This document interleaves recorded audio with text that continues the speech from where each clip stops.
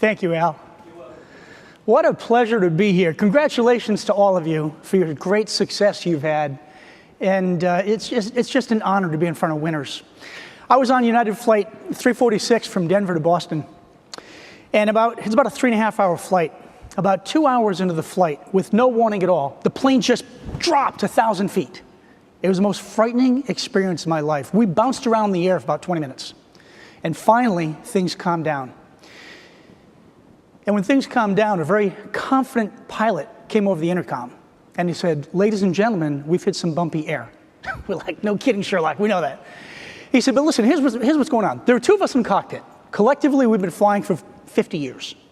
We've been through bumpy air before. There's a storm approaching. We're going to go to a higher altitude, and the rest of the ride should be smooth.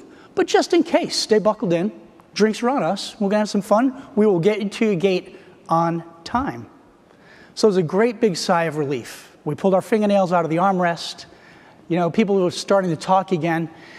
And when I think back to that story, I think of what he did. He acted as a great financial advisor who helped us get through a rocky period. He knew exactly what to say because he probably had a script. He probably said this many times before. He just put us at ease. So I thought about this. Isn't that your role also? To provide three things like the pilot did: leadership, confidence, and direction. Every day, right? And part of that is scripting, knowing exactly what you want to say, how to say it, doing it with confidence. So when I thought about that, I thought, what else could have happened? What if instead a very nervous-sounding pilot came over the intercom after we'd been bouncing around and dropping through the air, and he said, "Oh my God, did you feel that?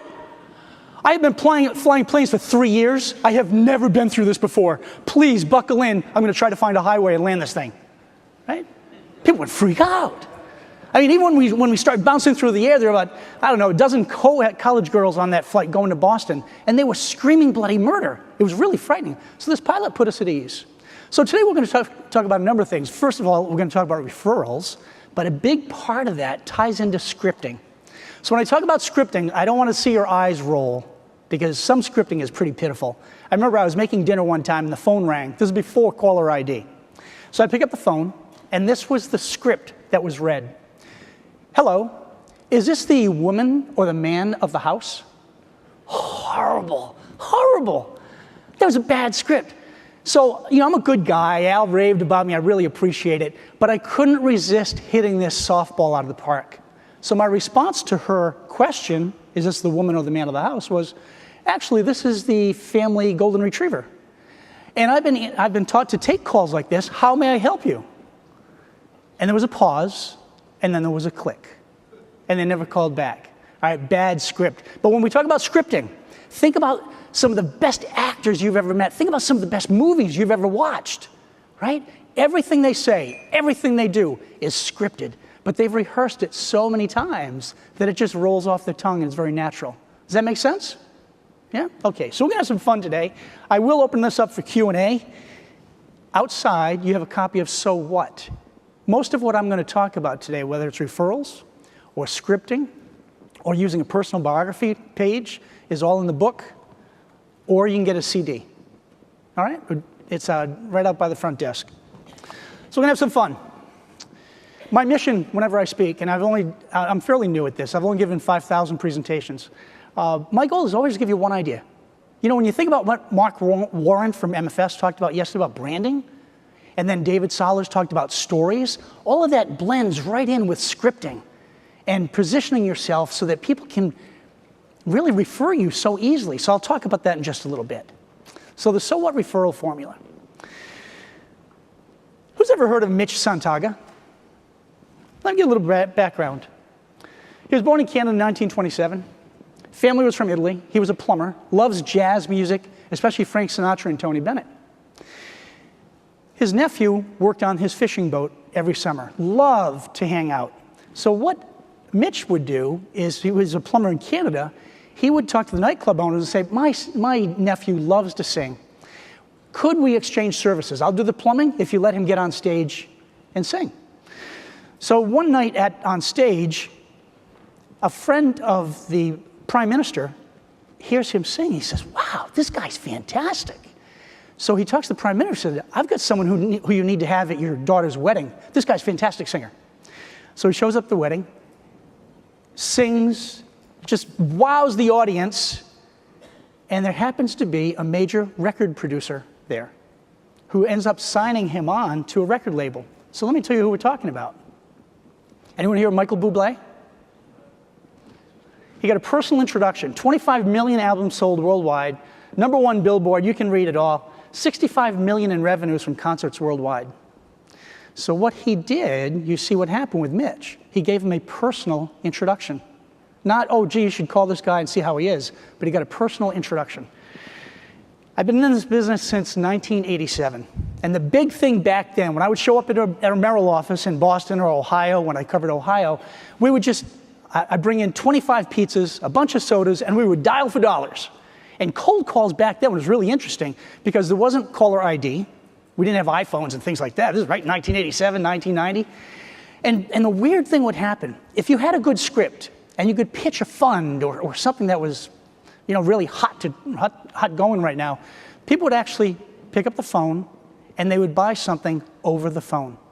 It was amazing to me that people would buy from complete strangers. Well, all that's changed now, right? Cold calling is not that easy. Direct mailing, advertising, public seminars was a big hit, and I did a lot of those in the 80s and the 90s.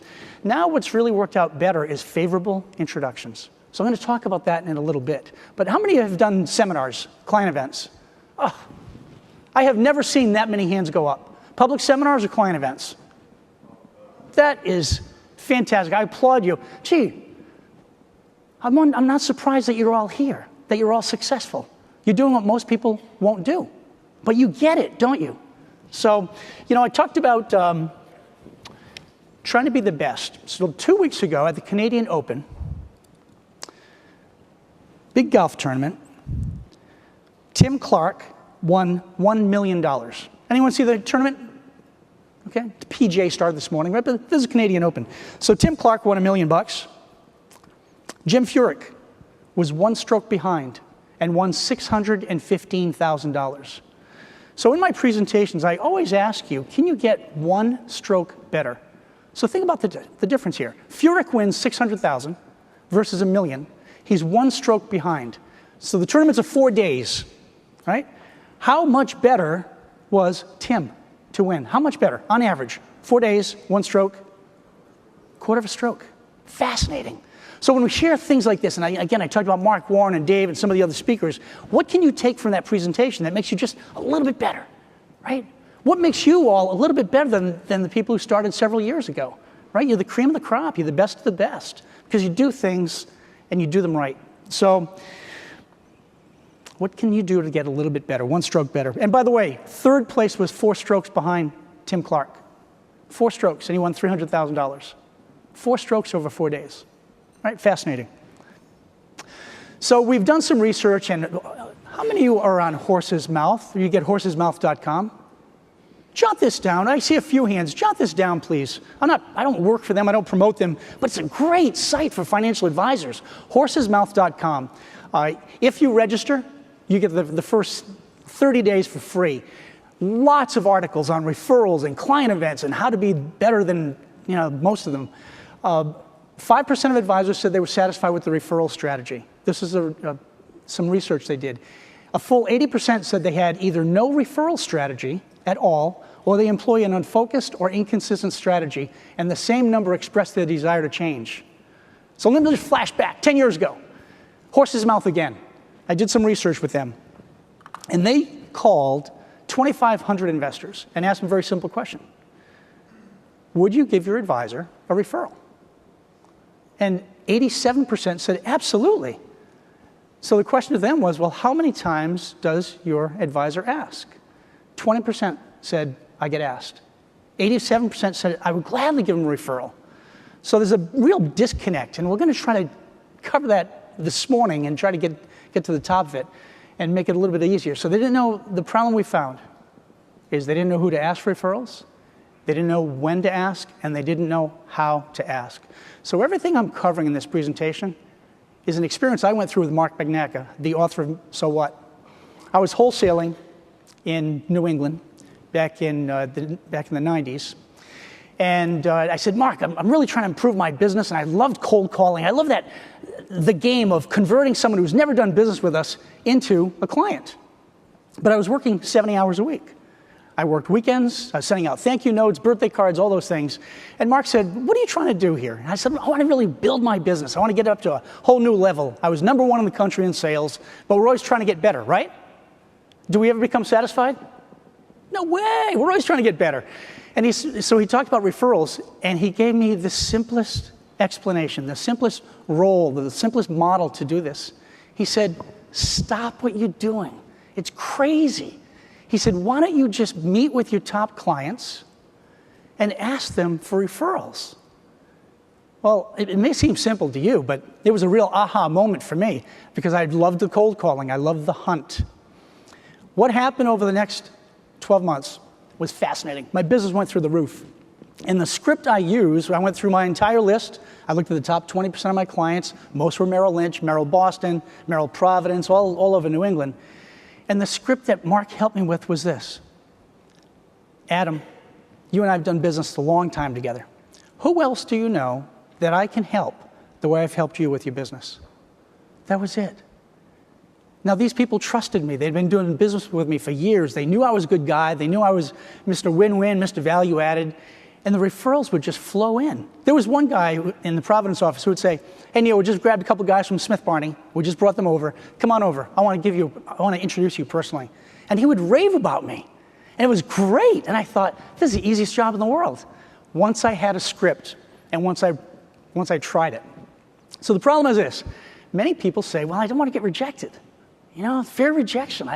What if I ask and they really irritate? Many of these presentations that you see during these training meetings are really trying to give you some more tools to be successful and find more assets, right? Sometimes you have to be creative on that. I just want to take a step back just for a second. Wasn't it fascinating to see, I mean, that video's from the 60s, the old cars, before iPhones, before all these things.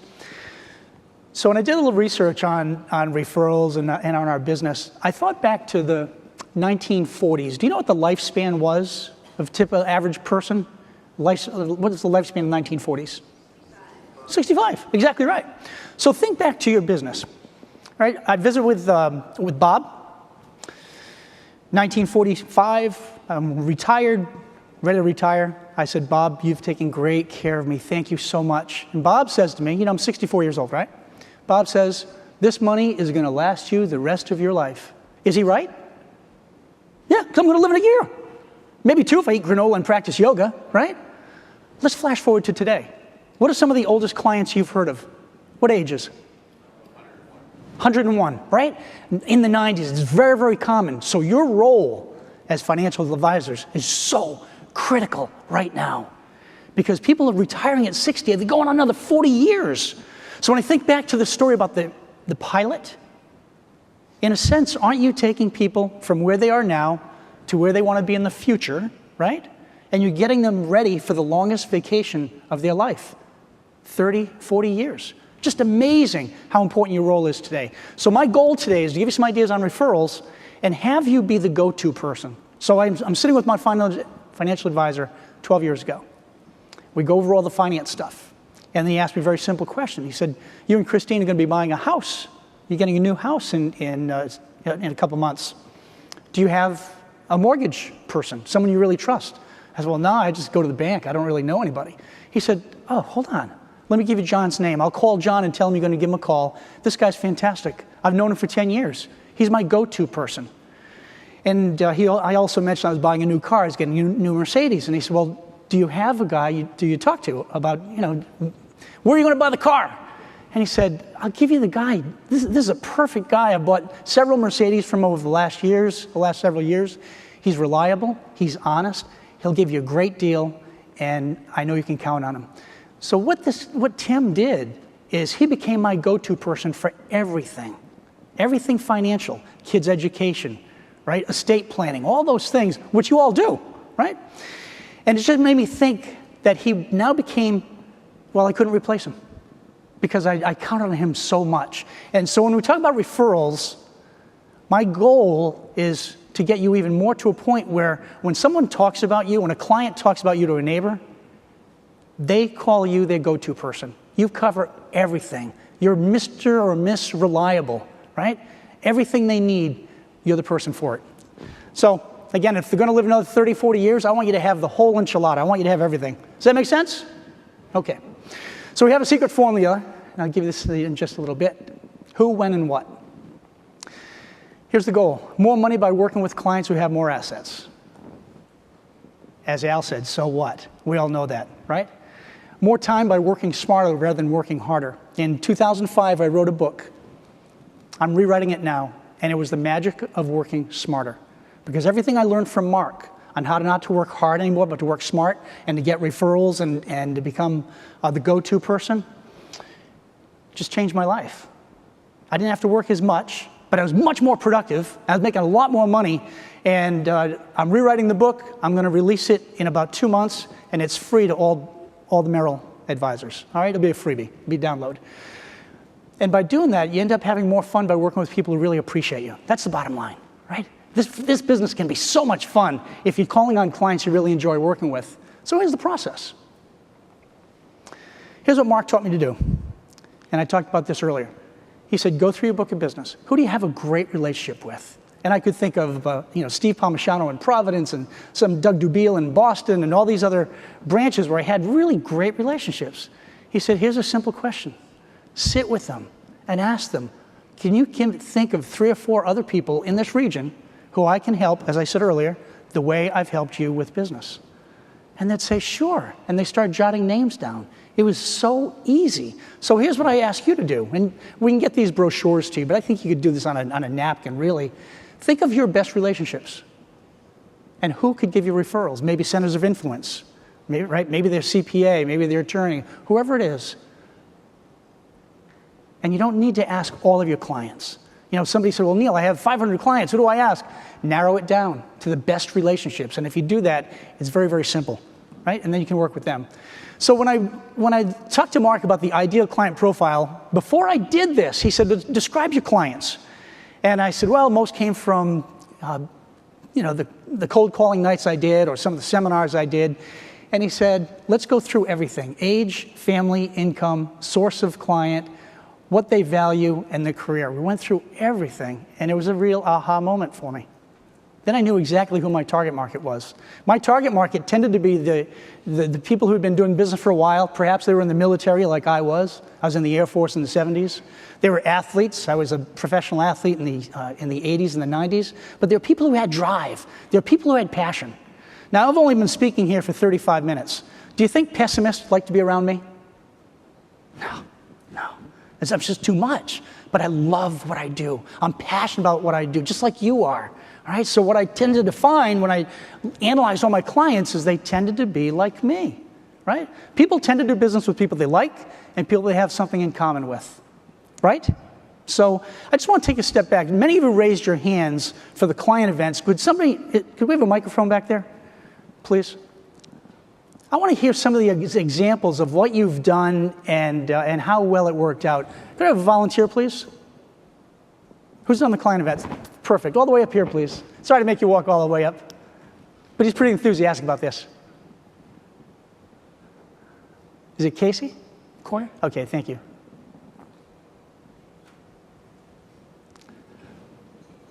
Tell us about your example. Would you mind standing up, please? Thank you. I've done I built my entire practice off of workshops, seminars, whatever you want to call them. I've done Social Security, I've done estate planning, primarily Social Security. That's how we've done it. How many people? Typically, a perfect number for us is 15 to 20. We've had over 80 people attend a workshop, which sounds great, but it's terrible. Too many people. It is, yeah. 20 to 50 is ideal. Direct What's that? Mail. He asked how we advertise. We do direct mail the whole point is to screen effectively. If you don't have good data, garbage in, garbage out. But if you have screening, no, we actually go and get lists and then direct mail out to that. We don't call, we just direct mail.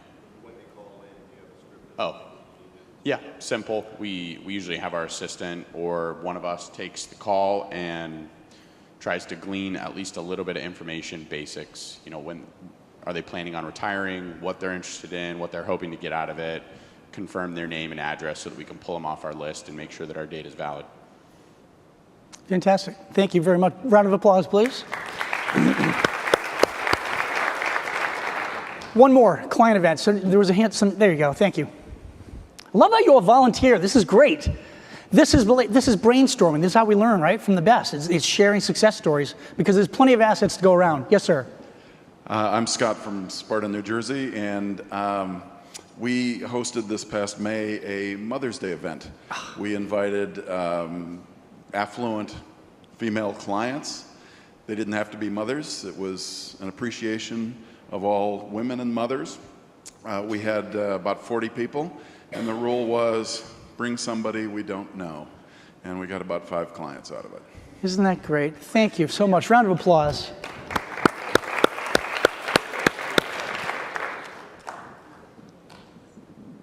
He asked me what we did for the event. We had a lady come in from Mainstay Mutual Funds that did a program all about what women need to do to secure their financial information, and she gave away a safe.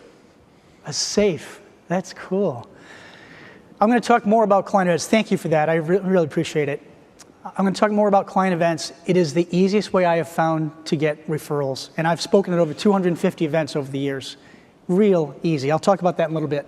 So do the ideal, the client profile. I did this at every Merrill Lynch office in New England, and I learned how to work smarter, like I said, and it was just fascinating to me. I thought, why have I been working so darn hard trying to convert people to become clients when all I had to do is look at my client base?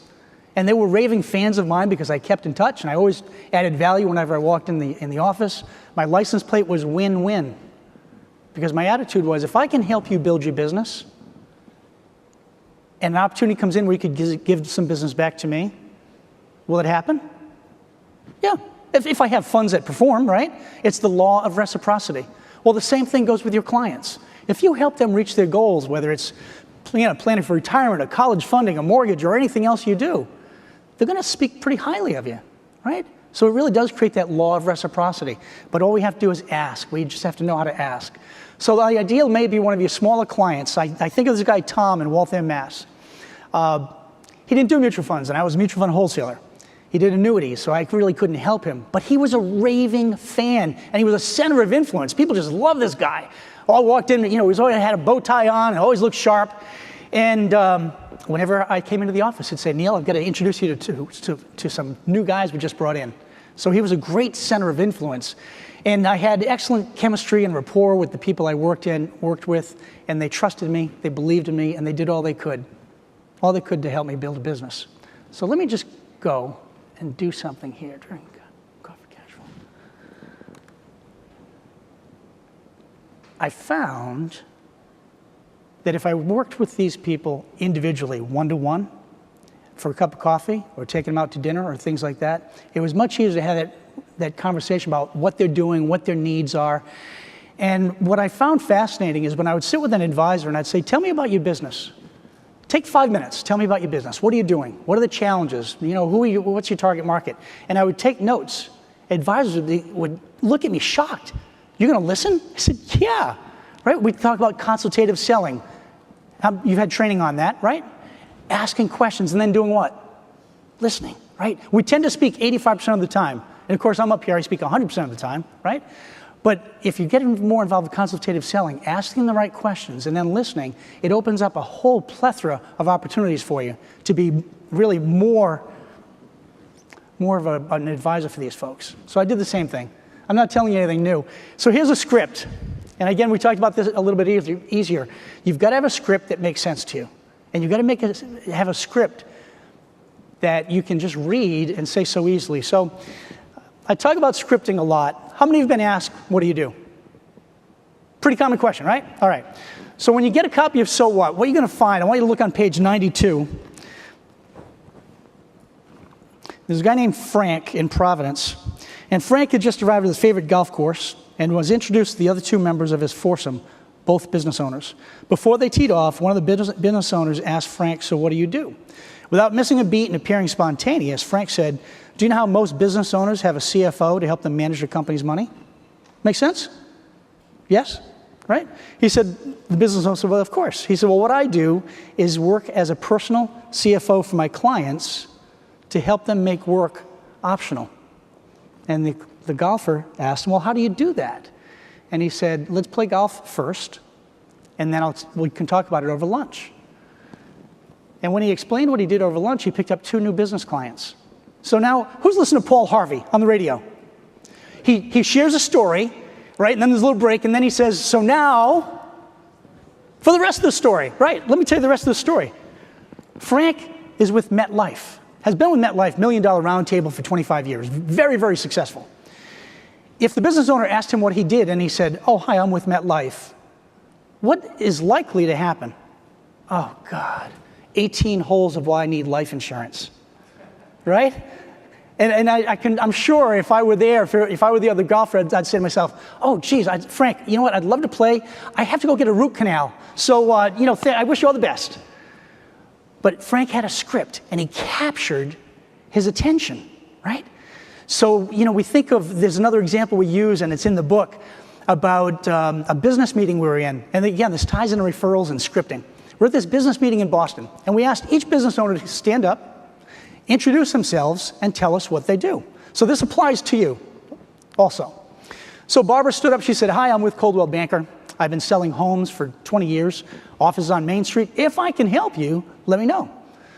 So one by one they got up, and then Floyd stood up and he said, good morning, I'm Floyd, and I'm an automotive consultant. And he sat down. Ladies and gentlemen, what is an automotive consultant? Mechanic, car salesman, right? Who knows? I mean, I think back to when I was a kid, we had garbage men pick up the garbage. What are they called now? Sanitary engineers. Wow, right? So I looked around the audience, and people were like, automotive consultant. So I said, Floyd, do you mind standing up again and tell us what you do? He said, absolutely. He said, do you know how most people don't like the process of buying a new car because they don't like dealing with a salesperson? How many agree with that? Right? Most of us, and we're in sales. He said, well, what I do is for $295, I take my clients through a 15-point process. I help them determine the exact right car that they need and that they want. And then I go to the dealership with them, and I negotiate the best price. Very different from automotive consultant. He explained what he did. So now you've never heard that. How much did he charge his clients?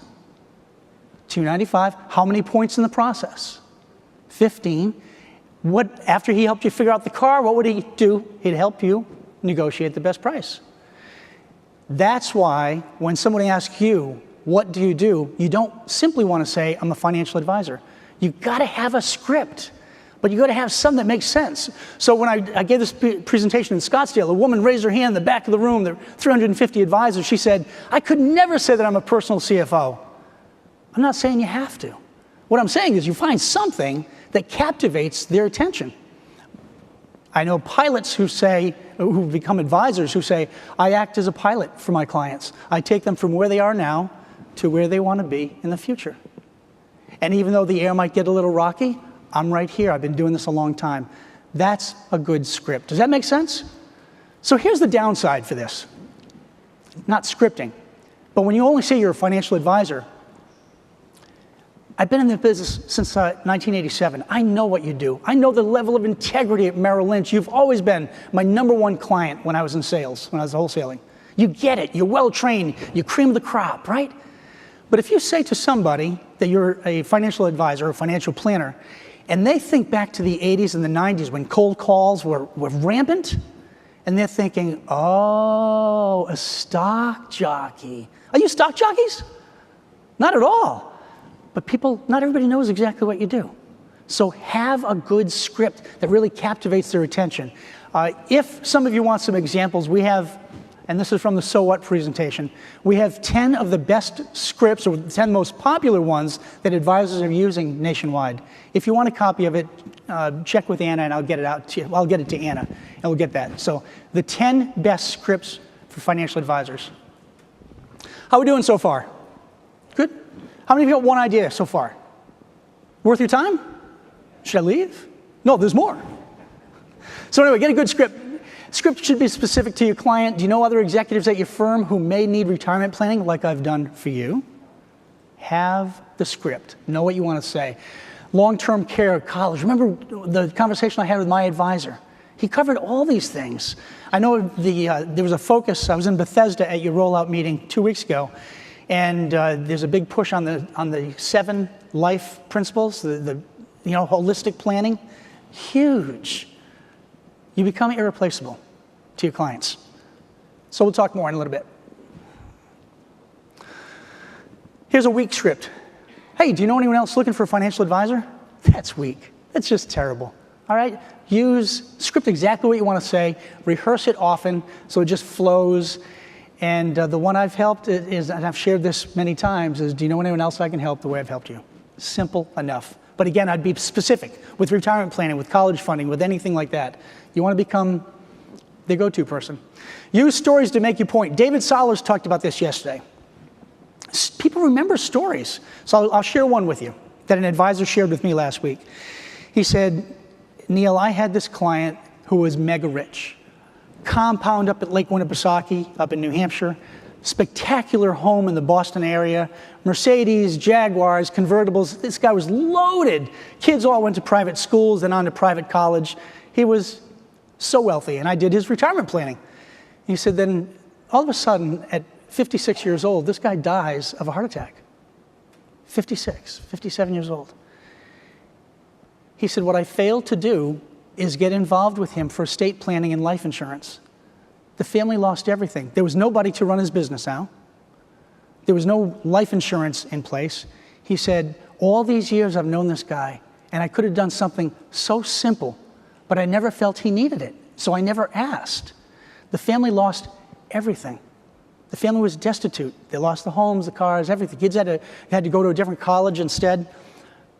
So it's important with this holistic planning is to ask questions. What are you doing for life insurance? What are you doing for estate planning? Simple questions where you just sit and chat with somebody. Does that make sense? I felt so badly when he told me this story. He was crushed because he was so close with this guy. So we'll get this to you about the top 5 referral clients. I'll get the paperwork to you. I didn't want to bombard you with paperwork this morning. So review your ideal client profile, identify the top 5 clients, as I talked about, customize your scripts, and then commit to refresh this every 90 days. But again, you can find Horse's Mouth as a great resource. You've got to be referable. So we always keep our promises, we do what we're going to say, and we strengthen relationships. So when I worked with Mark Magnac, again in the 90s, what I realized is I had a book of business that was a mile wide, but relationships that were an inch deep. I knew very little about my clients.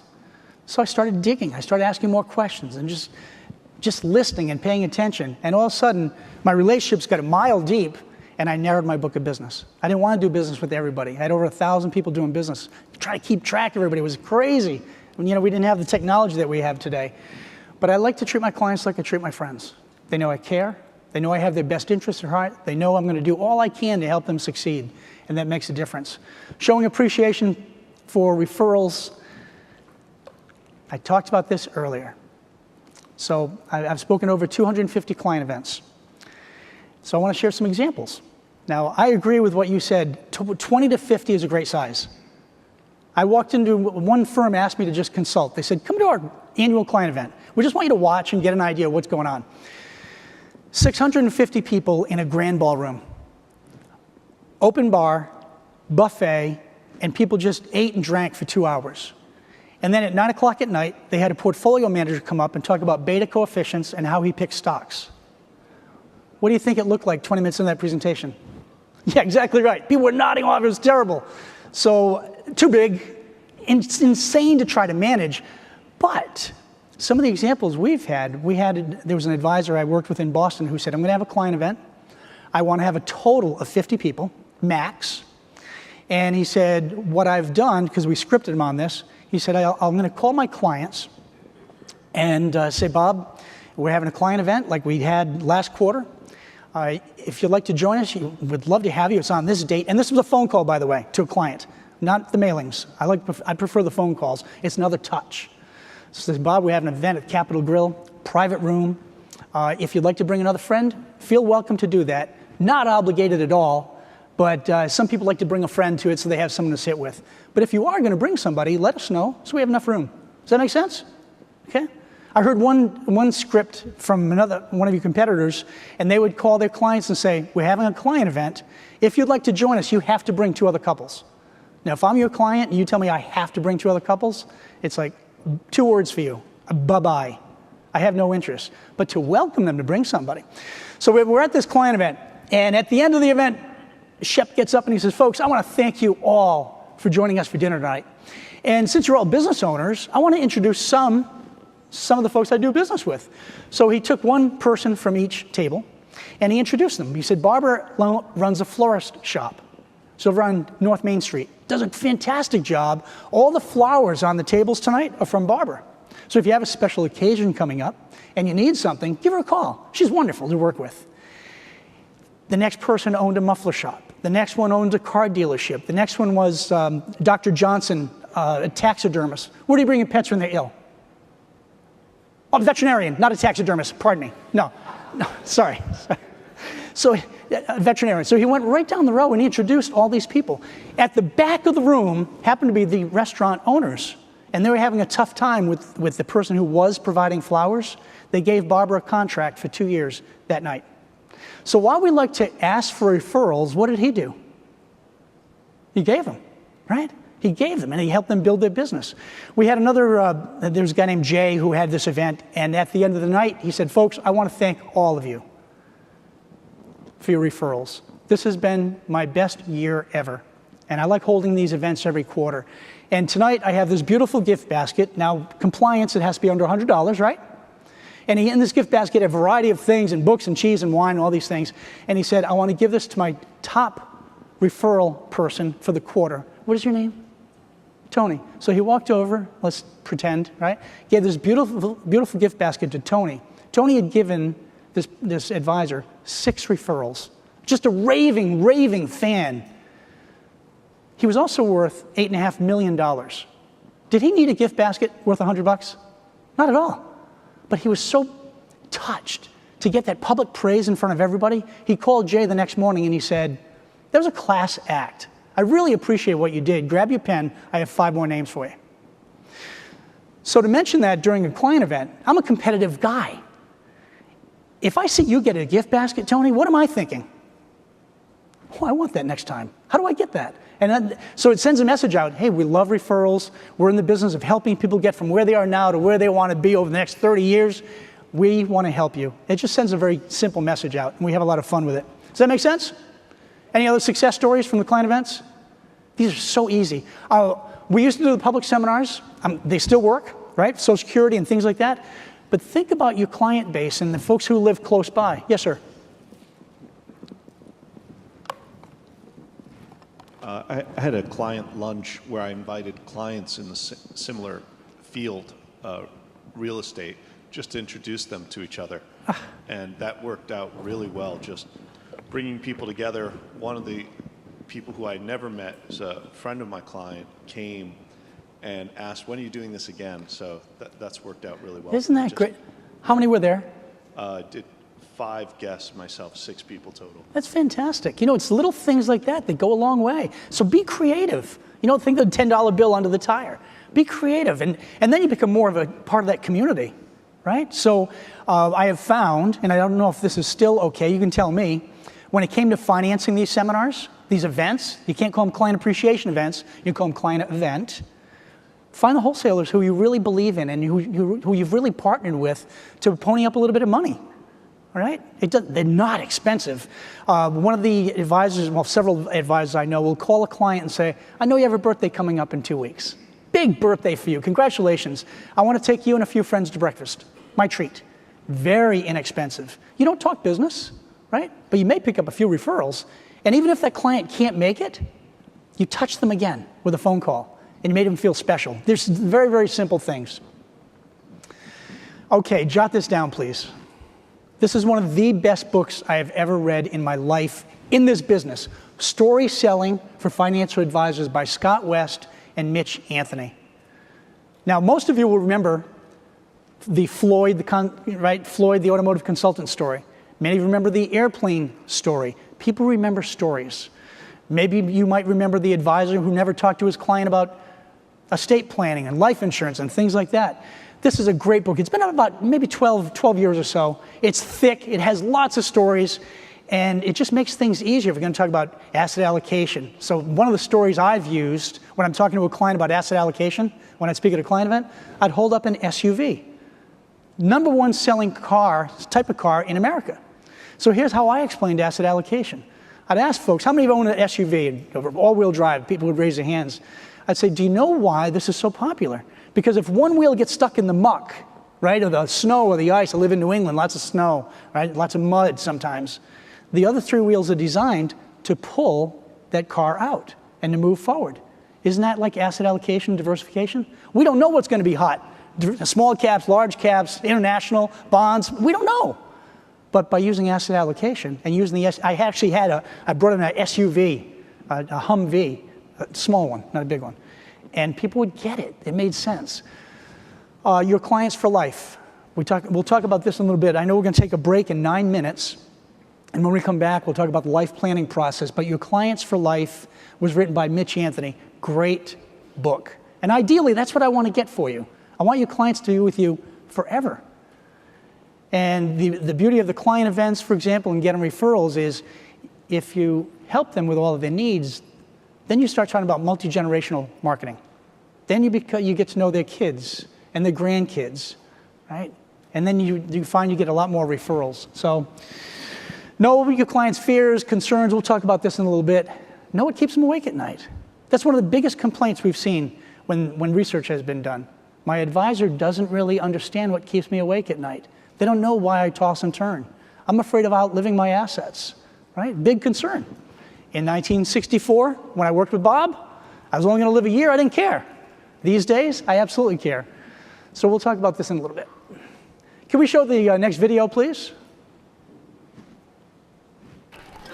The gentleman in the elevator now is a candid star. These folks who are entering, the man with the white shirt, the lady with the trench coat, and subsequently one other member of our staff will face the rear.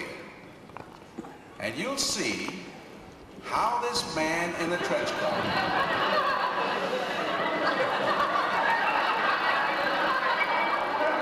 tries to maintain his individuality, but little by little,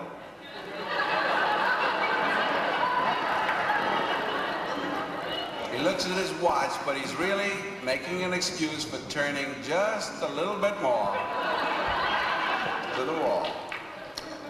Now we'll try it once again. Here's the candid subject. Here comes the candid camera staff, 3 of them at least. And this man has apparently been in groups before.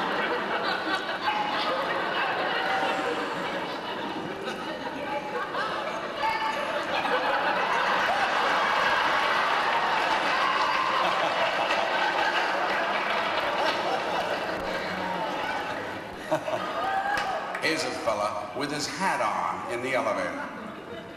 First he makes a full turn to the rear and Charlie closes the door. A moment later, we'll open the door, everybody's changed positions.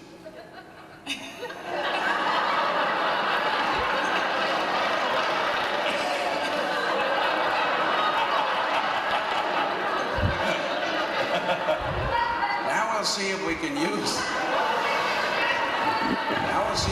use group pressure for some good. Now, in a moment, on Charlie's signal, everybody turns forward. Notice they take off their hats. And now, do you think we could reverse the procedure? Watch.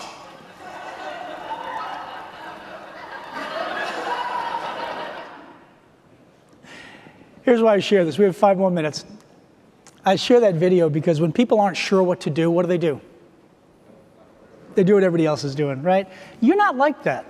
That's one reason you're all here. You're going above and beyond what the average advisor does, right? You know how to build your book of business. You know how to get referrals and do all these things. So hopefully I gave you a couple ideas that'll take you to another level and help you reach some of your goals.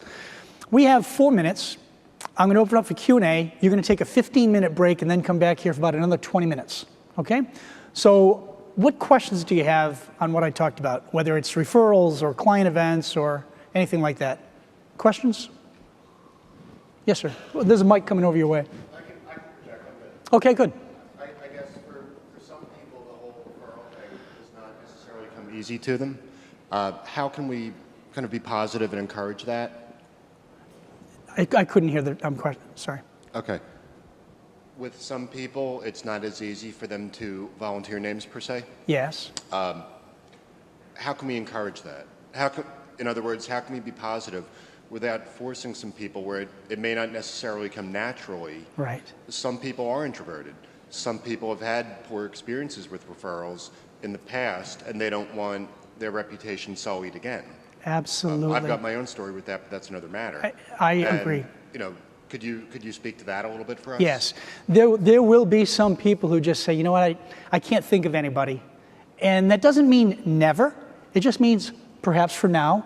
Or to your point, they may have given a referral before, and I've done it, you know, and I get burned because things didn't work out the way I had hoped. Not everybody's going to say yes, but that's part of it, isn't it? It's part of, it's like asking someone if they want to work with you. Some will say no. It doesn't mean never. It might, but it means just not right now. So you just don't ask them again. You know, maybe you circle back in 6 months. Say, hey, by the way, do you know anybody else I can help? Like the script I shared with you. We've done a lot of work with your estate plan. Anybody else you can think of in your neighborhood or at work that I can help the way I've helped you? And then if they say no again, I'd just take them off the list because there's a lot of other people to ask. Okay? I think he's saying they have somebody in mind, but they don't want to divulge their information or give out their phone number just yet. Okay. So one of the things that I would do with that is you invite them to a breakfast or a lunch or to go golfing. Some of the client events we've held is for the clients who play golf, a short game clinic. And you say, you're welcome, bring a friend. And then that friend that they don't really want to divulge the information on gets to see you in action. They see you're a good person. Do you have a good attitude? Do you seem competent? Is this someone I really want to work with? In some of the client events, we've had people bring a guest many times. And I can think of this one time in particular. The guest looked around and he said, oh my gosh, I know you, I know you, I know you. He said, my advisor never does this for me. I've been with him 10 years. And he switched advisors. He switched it to the person who was holding this client event. So it takes time to warm up for people to say yes to referral, but there are ways around that, and that's inviting to the client events and letting them get to know you as a person. Does that make sense? Yes. So we've done the short game clinic and tennis clinics and things like that. Yes. Our roughest issue has been following up with them afterwards because you don't want to seem too salesman-y Right. and kind of piss off your client who brought the friend, but you want to get in touch with the guest. Set expectations, yeah. What have you done to follow up? We don't have a real formal kind of way of following up. You follow up with your client. Yeah, Okay. but we've had some where it said, they loved it, and, but it kind of stops there. We don't say, have you spoken to, so we just don't want to make it awkward for our client. Because No, I agree with yeah. yeah. You don't want to make them uncomfortable. So you have another event. And this person gets to see you again and again, and they get more comfortable. It takes a little time. You got to think back in 19, we have 30 seconds, and we'll come back after the 15-minute break. In 1999, there were 250 funds that averaged over 100% for 1 year. It was insane. And then a lot of people got hurt when the technology boom imploded, and those funds just got devastated. So a lot of people are tentative. They lost a lot of money. They want to be sure you're true. They want to get to know you better because this is a relationship business. It's not about commodities and